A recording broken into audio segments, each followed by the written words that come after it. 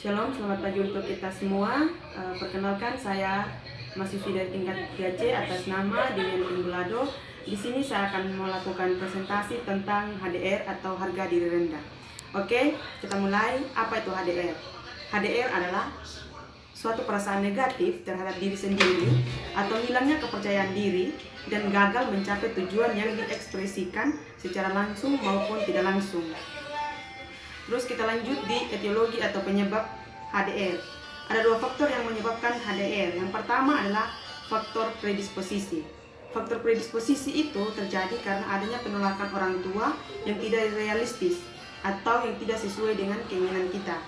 Terus kegagalan yang berulang kali, kurang mempunyai tanggung jawab personal.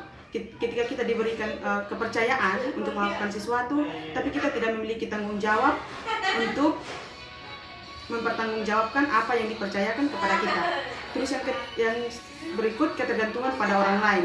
Kita selalu bergantung pada orang lain sehingga kita tidak mempunyai rasa percaya diri dan ideal diri kita tidak realistis. Kita lanjut.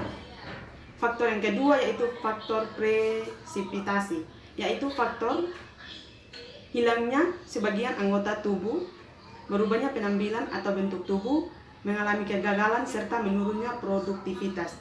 Nah, di sini kehilangan sebagian anggota tubuh, berubahnya penampilan atau bentuk tubuh, mengalami kegagalan serta menurunnya produktivitas membuat kita kurang percaya diri karena penampilan kita berubah dari yang sebelumnya sehingga kita kurang percaya diri. Lanjut, tanda dan gejala. Tanda dan gejala yang pertama adalah mengkritik diri sendiri dan orang lain.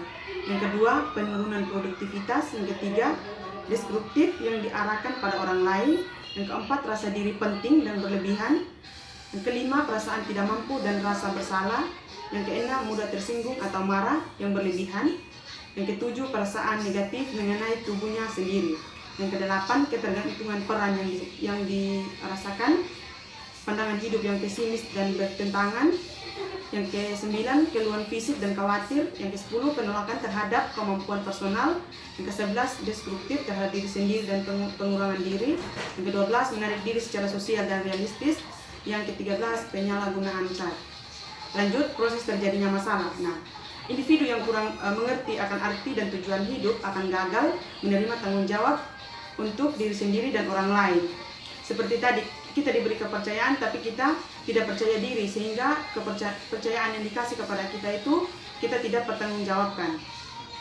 Nah, orang yang tidak dapat mempertanggungjawabkan kepercayaan yang dikasih itu ia akan bergantung pada orang tua dan selalu gagal dalam mengembangkan kemampuan sendiri karena dia bergantung pada orang tua.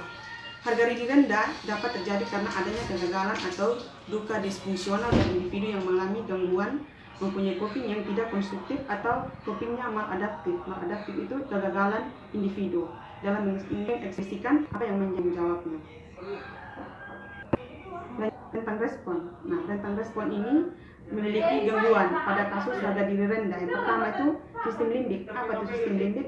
Yaitu pusat emosi. Lihat dari emosi kita pada pasien atau harga diri rendah yang kadang berubah seperti sedih dan terus merasa tidak berguna atau gagal terus menerus. Terus hipotalamus yang juga mengatur mood dan motivasi karena melihat kondisi klien dengan harga diri rendah yang membutuhkan lebih banyak motivasi dan dukungan dari orang lain.